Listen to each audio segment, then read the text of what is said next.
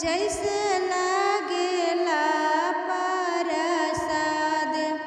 सासू के बोलिया बेटी अचरा में लीहा, जैसे लागेला प्रसाद।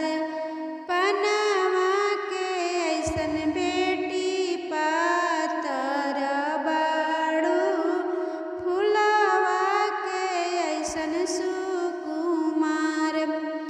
अंगना में बैठी बेटी रोदना पसारेली, हम नाही करब बियाह, हम नाही करब बियाह। चाचा के बिना हम कैसे के रहब, चाची में बसेला परान। चाचा के बिना हम कैसे के रहब, चाची में बसेला परान। भैया बेगर हम कैसे के रहब, भाभी में बसेला परान। भाभी में बसेला परान।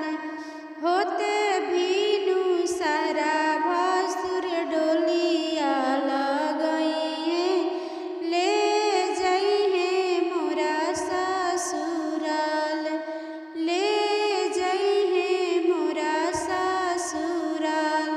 गोतिनी बैरनिया हमें भोरे ताना कसिहे, हमारा से सहलो ना जाए, हमारा से सहलो ना जाए।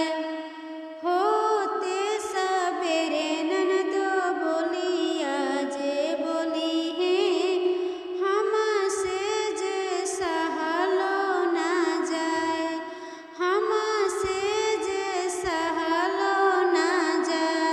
आचरा से लोरा पोछी चाची समझावेली,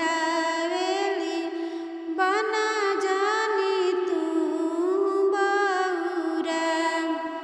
आचरा से पोछी बेटी समझावेली,